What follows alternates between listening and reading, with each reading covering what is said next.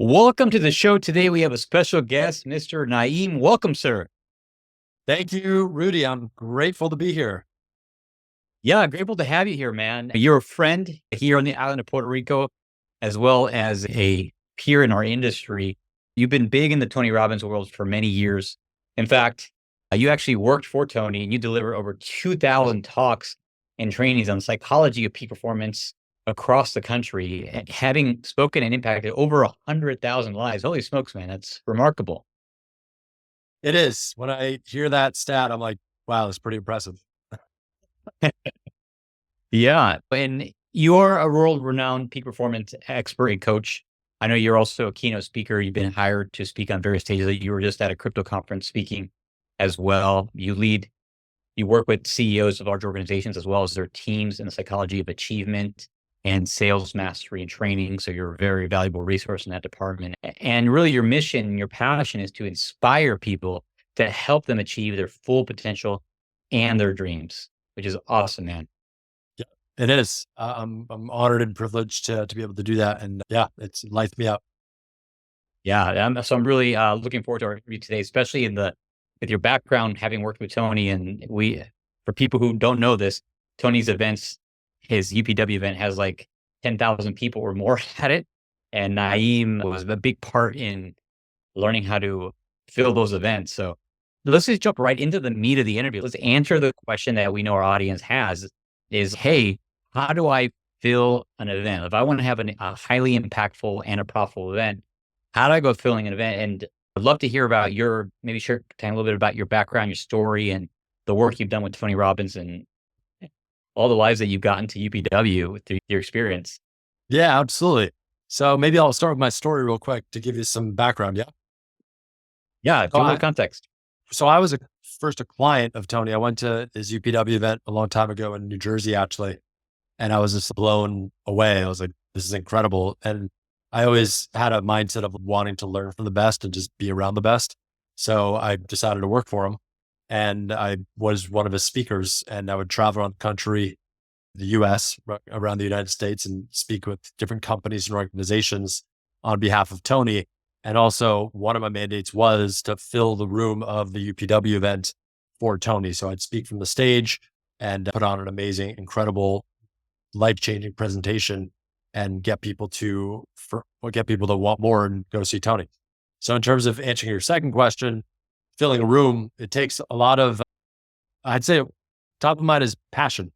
I totally 1,000,000% believe in what I do. And I believe 1,000,000% in what Tony does. So I'd say being able to be in a room and have 50 people to 300 people to 1,000 people, to be able to move them, you got to speak from your heart and have emotion pouring through you to be able to, like Tony always talks about influence, right? The ability to influence and move people is his mission. He doesn't want to sound good. He wants to influence people to actually take an action, right? So I learned that skill, and I was grateful to learn that from Tony on, okay, how do I get in this room? And if it's 5 people or 500 people, how can I be influential enough to move these people to not just make me sound like a great speaker, but actually to get people like, oh, I want to sign up right now, come to this event and go to the next level. Yeah, live with passion. Absolutely, man. You do it. So that's why I love hanging out with you. I feel the passion whenever we're together. So 1,000,000%. Yep.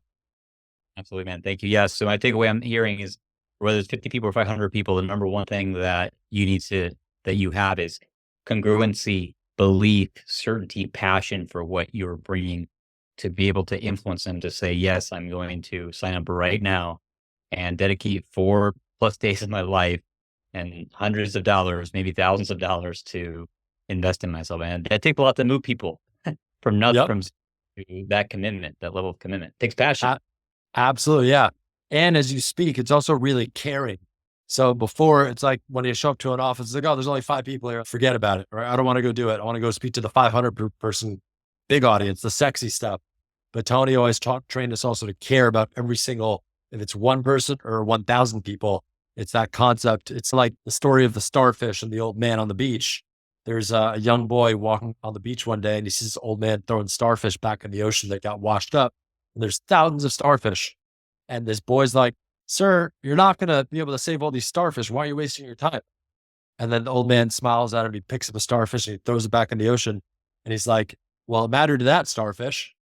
So like really, and also embodying that concept, right? And the wild thing is you never know who somebody is, right? So I do a great talk or I change somebody's life. Sometimes it actually leads to 10, 20, 50, 300 more people that are going to be engaged to want to come along for the ride. Yeah. I love that story, man. The story of, hey, I made a difference for that one, right? If nothing Yep. else. Yeah. Absolutely. Yeah. Yep. It's beautiful, brother. Anything else you want to share about your experience in having done, gosh, I don't know how many, over 2,000 talks on the training of psychology and peak performance around the country and how you were able to do those talks and to help fill those events? Any other experience or expertise you think could be helpful, relevant for our audience as event leaders? I'd say again, there's so many different angles to fill a room, right? I was not the marketing stuff online or ads. Obviously, that's a great way too. I wasn't on the phones, which is also a great way. I was in person on the ground, constantly meeting people every single day. So that's just one angle. But we probably filled up like 30 to 40% of UPW, which is a big 10,000 people event, right? So like six of us versus like 200 people on the phones, and wherever ads running and marketing going online. So that also goes to show, as I talk about it, just in-person contact, there's nothing like it. That's why the president, Obama, you go out and shake everybody's hand one by one. So that in-person one-to-one connection, there's nothing that can replace that, no matter how good maybe your ad spend is or your hook story offer is on your marketing, which isn't a bad thing either. But that too, I'd say that as I'm talking to you about now, just being out and meeting people and again, carrying one-to-one every single time you talk to somebody is, has a huge exponential compounding effect. Yeah, that gives actually some really great context. You said a team of six Hmm. compared to a massive phone team or a huge marketing budget. Yep. You guys accounted for a third, if not more, of a 10,000 person event getting built. Yep. Six accounted for like 3,000 or Yep. more. Yep. That's massive. And the way you Yep. did that by being out, meeting with business owners, setting up speaking engagements in their offices, speaking with their teams, and just shaking hands and moving people forward in person. That's Yep. a really interesting perspective to think about here because so many of our leaders, including myself in this, we're so used to like, hey, let me email the list or Yeah. run an ad campaign. But to Yep. see the And ROI, you're willing to do it. Go ahead. yep. And that's great too. I'm not bashing that, but one is again, I was doing that and that's also not my skill set. And I just love being with people. And also again, that's what I was mandated to do. But yeah, it is really powerful. Just that's how I still prefer to build my business now today. I just love going out, doing free talks, setting, getting people in rooms or just going out and meeting people. And it's so much more, the conversion ratio is so much more effective for me. Yeah. So I hear the underlying strategy for you is like going out and offering a free talk, right? As like a value add, and then having that opportunity to enroll them into your event, so your bigger event. So Yep. that's what's worked for you in your experience. Yeah. When I do my own events, the big way I do it, again, we do stuff on, obviously it'd be stupid not to do stuff online on social media because that's also a great way to reach people that aren't around you or that are just watching and just watching, right? Obviously. But doing again, free events or just going out to meet people or speaking at chambers of commerce or entrepreneurs groups, those are always really effective ways to just tap into other networks. Yeah. Awesome, man. Thank you for sharing that. The little Yeah. thing that we oftentimes don't think about. We're looking for other ways of doing it. And I just think when you said six people, like 3 to 4,000 people that you Yep. impacted, I just, for me, was like a paradigm there. Like to think about how if somebody's willing to do it, how powerful that could be. Yeah. I might be embellishing a little bit for the record. I don't want to be putting up, but we did do 20 to 25% for sure. Right. Like I know that we would fill 2,000, sometimes 3,000 in the room. Right. But that's still incredible. Six people doing those numbers. Yeah, absolutely, man. Thank you. Thank you Yep. for. Yep. And I'm just so a little more curious on the free talks. So you are a speaker, right? This is like your skill. When you deliver those talks or you offer those talks, how would you say is your approach to a business owner and saying, hey, I'd like to do this talk for your company or for your team? Because I feel like that would be really insightful for our audience to hear, like how you get Mhm. in the and how you set that up. Yeah, sure. So normally it's funny. I used to try to do, I like this concept where people in sales, they try to turn water into treasure versus just go find the treasure. Right. So I used to like try to just sell everybody and call people and be like, hey, let's do a training. Well, they didn't want a training. So why am I trying to turn water into like gold versus finding the person that wants the gold? Like, oh yeah, you want gold or you want the training? Boom. That's like finding the gold that's right there sitting in the ocean, which sometimes seems harder than it is. But to me, it's harder to actually turn water into gold than it is to just go find the freaking gold. You're never going to turn water into gold. So my point of me saying this is now I honestly just go find the people, and it's more of an organic process. Whenever I go out, I'm just being myself, authentic, passionate, like purposeful, caring, like high energy. And like, if it's not that person directly that like has a company that wants me to go do training, they know that everybody has their network, right? So I love how LinkedIn has the degrees of separation. So pretty much, I don't want to say every time, but like maybe 50% of the time, whenever I go out, I'm here in LA now, social situations, if I go out, like we went to a friend's baby blessing the other day, as long as you're talking and like just being cool and like being more of a giver than a taker, it's like, they'll go, dude, I have a friend that wants this, or I have somebody that needs this. I just met somebody here in LA that I'm partnering with she has a huge network of businesses across LA, the Dodgers, like huge companies here in LA, like in the entertainment industry. And now she is partnering with me, opening up her whole Rolodex with all these companies, literally hundreds of companies that are like big Netflix, big top tier companies. And she's going to pitch them for me on my behalf. Wow. Very cool. That's Yeah. awesome. Yeah. Thank you. Thanks for sharing that. Yeah.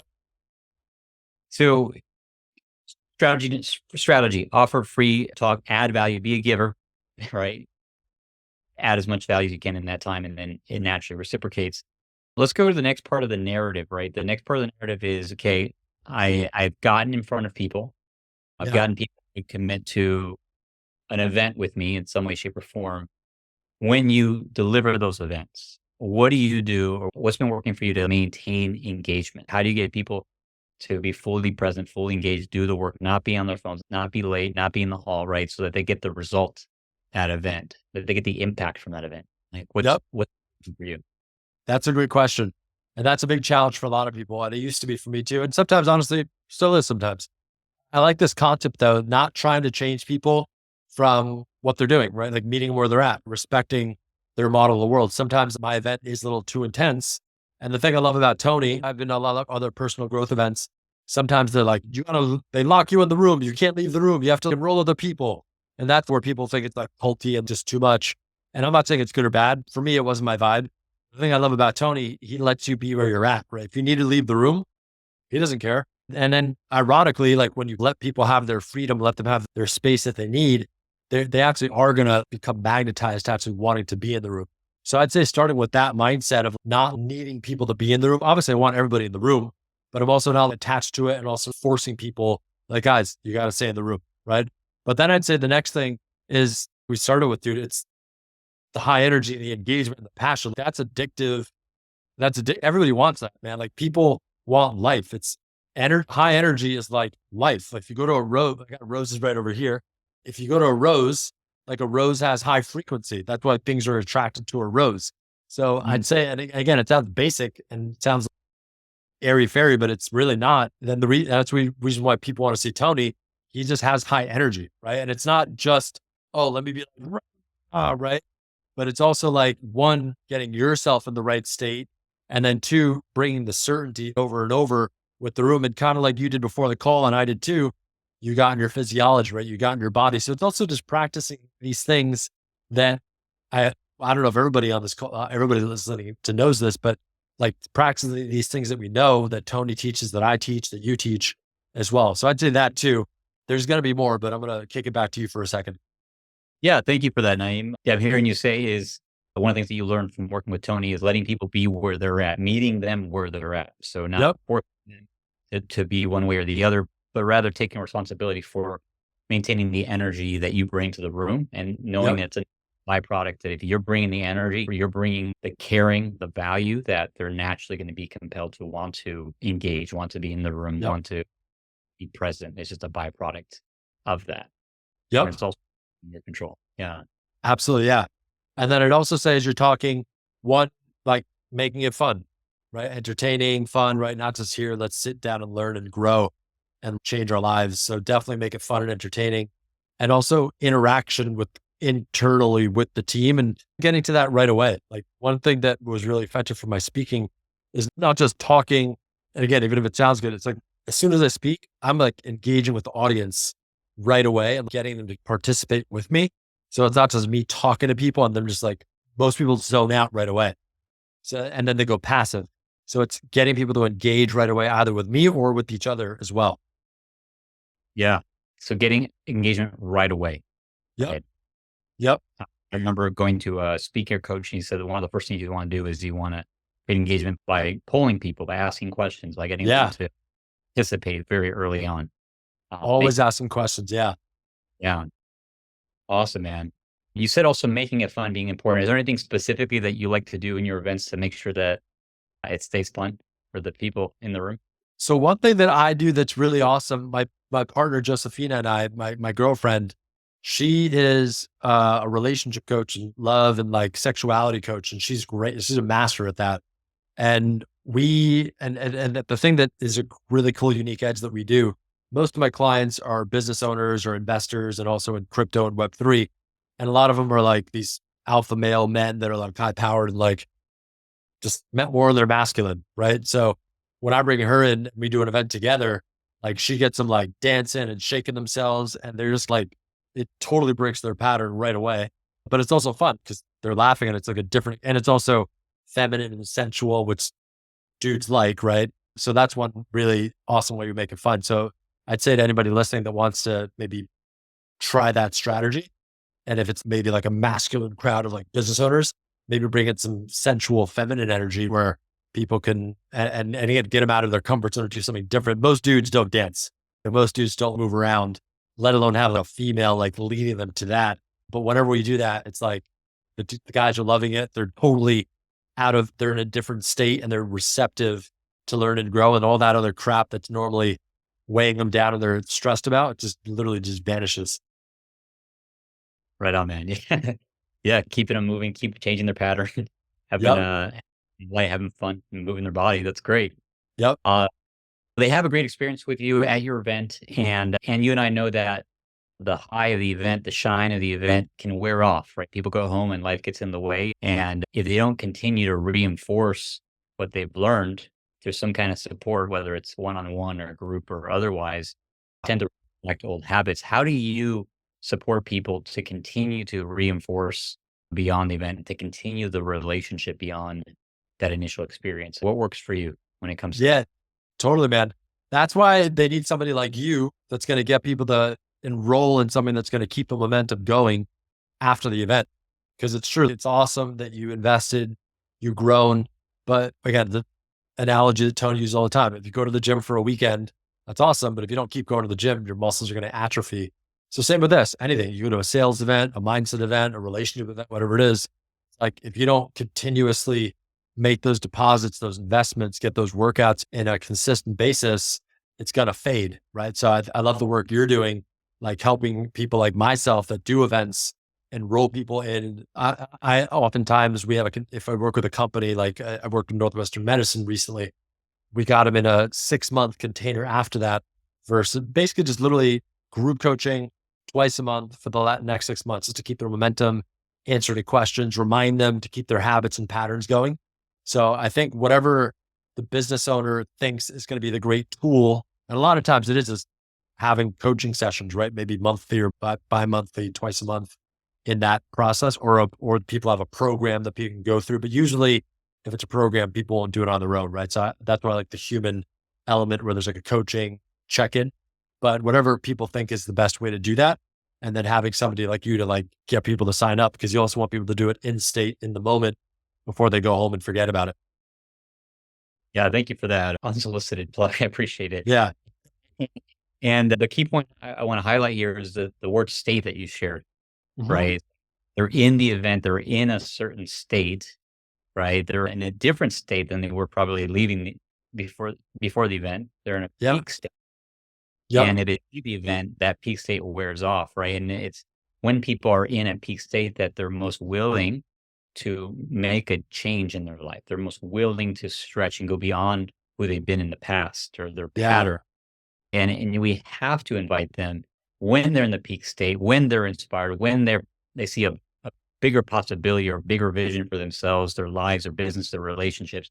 It's in that moment when they're there that we have to hold a space for them and move them into the next step, that next committed action, whether it's the group program, the one-on-one coaching, the mastermind. If we wait till after they leave the container, the law of diminishing intent starts to kick in, and then day by day, hour by hour, people start to forget, and they may still want it, but they're missing the state. And without the state, they may not have the energy to be able to break through whatever limiting beliefs, blocks, barriers they are in front of them to actually get what they want. So, yeah, I think that's a Yep. great way of tying it all together there. Any additional comments on that? You nailed it with what you said. And then I'd say one reframe that was helpful for me when I first started doing this a while ago now, when I first started with Tony, is it's also like your obligation to do that. Right? A lot of people feel like, oh, I shouldn't sell them, or I feel like bad selling people, right? A lot of people think that even when people come to Tony, they're like, oh my God, he's selling us now. Well, Tony doesn't think of it as selling. Tony's, this is my obligation to serve you guys even more. So if anybody's listening and they have doubts or kind of like internal conflict about like selling them another thing, if you really believe what you're doing and you really believe it's serving your clients, like it's your obligation to offer them and invite them to the next level to go with you. And they need to know that too. Some people don't even know that there is another opportunity. A lot of people are actually waiting and like ready with their money too, to be like, oh dude, take my money. I want to go to the next step. 100% up service, right? Yep. It's like an opportunity to serve them higher level, deeper, and people need to know about it. Otherwise, they can't do it. Yep. Exactly. That's a great point. I think that again to tie the message here. Naeem, you mentioned another company that you worked with recently, and I know you actually have consulted and worked with several Fortune 500 companies, executives, entrepreneurs in the area of leadership, organizational behavior, etc. And you also speak at events. You're a speaker. I'd love to let our audience know who are event leaders or maybe work with event leaders if they're interested in learning more about you and what it could look like to maybe engage you as a speaker at their event. Can you share with us a little bit more about what that looks like? Yeah, absolutely. So if people want, I do keynotes, I do train companies, whatever obviously people are looking for. But the general theme, of course, is a la Tony Robbins, right? Like emotional mastery, mindset. That I call it the psychology of peak performance. But then within that, right, some people want their sales team. I work with a lot of sales teams a lot also, or just with Northwestern Medicine, it was more just general well-being and like more of an emotional reset after COVID. A lot of their clinical staff was worn down. And then what else is a big topic I do? Leadership, which is a huge one, or like communication and team building. So again, then it just depends on what's the outcome for the company, what are the pain points, or what do they really want to improve. But the overarching umbrella is again emotional mindset, peak mindset mastery that I work with companies on. So it could be a keynote for an event that's I do like annual conferences for companies that have an annual event and an offsite, or company wants me to engage me for a 6-month retainer and do workshops over that course of time as well. It just really depends on what their needs are. Awesome, brother. Thank you. Yeah. And just to give you a little even more street cred here, some of the organizations that you worked with include SoFi, the US Army, Total Energy, Salesforce, University of Alabama. You mentioned Northwest Medicine, Riscom, JP Morgan, Redstead Technology. So you've done worked quite a few different industries, and including now you're working with a lot of blockchain companies and founders as well. So if you resonate with any of those companies, somebody who does, and they need a great speaker, keynote talker, or someone to come in and help with the performance of their teams, definitely encourage you to reach out to Naeem. Naeem, we're going to include here in the show notes the Google for people who to fill out if they want to inquire more about having you as a speaker or a trainer. Anything else you want to say about that before we tie it to a close? No, that's perfect. If anybody's interested, they could click on that. It's a little short intake form, and then my team will get it. We'll reach out and have a conversation. Perfect, my friend. I appreciate Yeah, you being with us today. It's been a pleasure to get to know you even more in your background, your expertise with events, man. Thank you so much. absolutely. I appreciate having me on, and I appreciate the work you're doing. It's the nuts and bolts to help people like get more of their message out there that not everybody has a skill set or wants to do. So thank you for empowering more people like me to be able to reach more people and put more structure behind it. Awesome, brother. Thank you so much. Absolutely.